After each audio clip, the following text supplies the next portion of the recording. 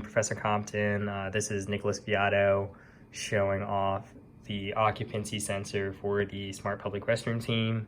I'm not sure what happened with the PCB, but for some reason, some of the pins are shorting each other out, so it's not working as expected. So I had to move it to a breadboard, but the functionality is pretty much the same. It just doesn't look as neat. And so on the right side of the screen, I have the serial output of the occupancy sensor, and on the left I'm going to be running a Mosquitto MQTT broker. And so just to show that my laptop is currently connected to the NCSU network, I'm going to go ahead and restart my occupancy sensor, and you'll notice that the serial output is going to connect to the NC State network, and it's going to look for a MQTT connection. And it connects to the network, but since I don't have my broker running, it's not going to be able to connect.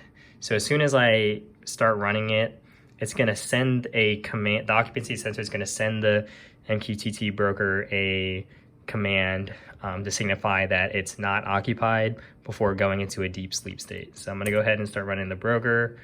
As you can see, the ESP32 subscribes to it. Right here, you'll see ESP32/occupancy, and you'll notice how I was saying before, it sends 94 bytes, which is because it has the number 0 indicating that it's empty. Here, if we look at the output for the ESP32, you'll notice it connects to the MQTT broker, sends the JSON string, and then enters a deep sleep state. Here, as you can see, there's no LED on. And so I'm going to shake it a little to signify opening the door. You're going to notice some output on the right side. It's going to start taking a reading from the ultrasonic sensor, and then once it determines it's occupied, it's going to send another message to the MQTT broker. Also, as soon as I shake it, this is going to connect to the MQTT broker right away. So you'll see some output there. So I'm going to go ahead and shake it. It's connecting. I'm going to have it take a measurement by putting my hand over the sensor, and you'll now notice that the LED's on, signifying occupied. Here we can see this was the previous text, and then when it reboots, it goes through this entire sequence again, connects to the NCSU network, connects to the broker, and it determines it's occupied, so it's going to send the number 100. If we look at the MQTT broker output, this 94 byte JSON packet was when it was sending the data 0, and this 96 byte JSON packet is when it's sending 100. So just to show the functionality still works as before, let's say someone bumps into the door, but you're still in the restroom, it's going to take the reading.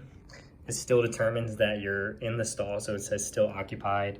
The LED still turns on. You'll notice that a JSON packet doesn't get sent. Otherwise, it would just keep spamming if someone was bumping into the door. So now I'm just going to put it into deep sleep mode. I'm going to do this by moving it around. That signifies the person leaving the stall. And then you'll notice it will check for, it'll take measurements, determine it's not occupied, and then it's going to send one last JSON pack before it enters deep sleep mode. So let's go ahead and pick it up back down. It's going to take readings. It's going to hit the ceiling. And so there we go again. It determines not occupied. It's going to send another JSON packet where the data is 0. And we know that it's received by the broker because it gets the same, it gets another message, and that's 94 bytes. Which is data 0, instead of if it was occupied, it would send a 96 byte packet. So that's pretty much what I wanted to show today. Let me know if you have any questions. Thank you.